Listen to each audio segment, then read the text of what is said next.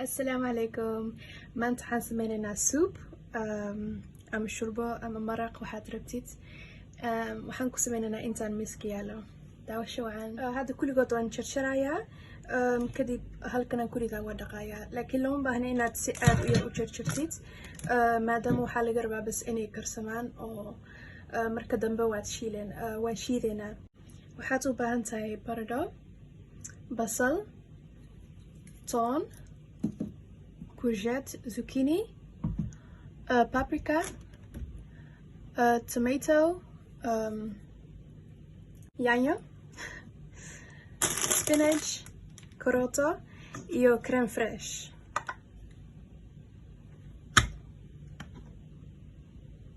marka si caadi leh loo jarjarayaa.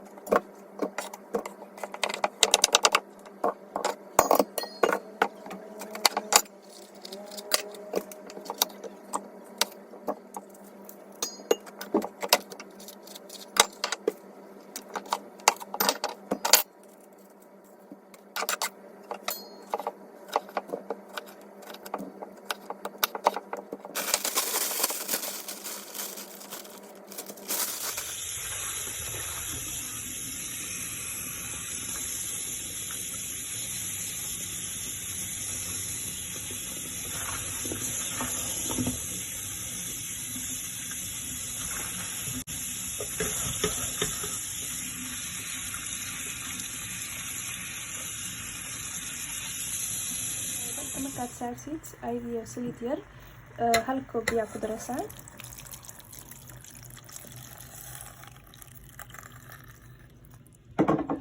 dabkana waa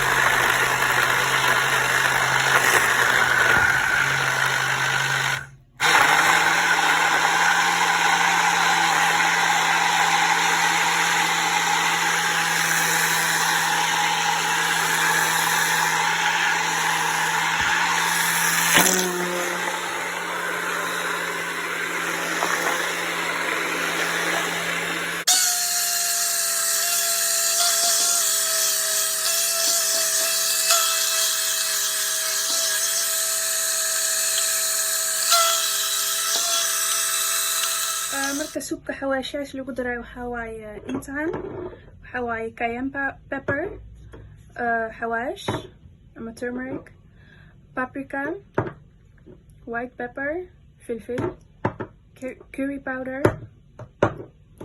Italian spices, Maggi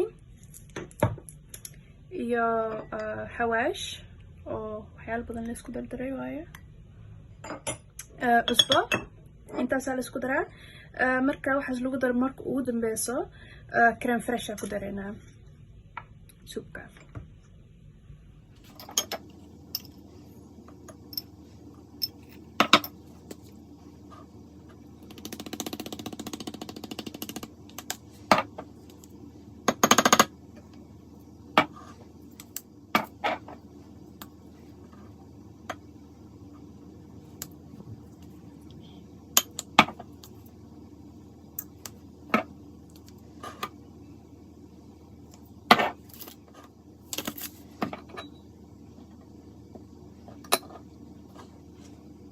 sidaad aragtiin hadda sidaas uu noqday.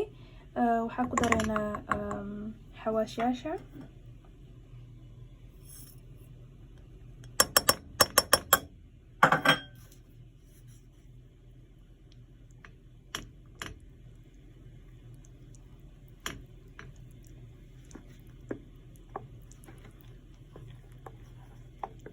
marka sidaas u ekaaday.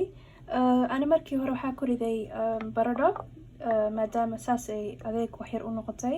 haddaadan baradho ku ridaynin waxaad samayn kartaa bur inaad baaquli yar ku dartid oo iyo biyo yar 3 qaado bur oo kale waa isku walaaqaysaa kadib waad ku daraysaa kadib waa walaaqaysaa saas oo kale noqonaa burku adkeynaya.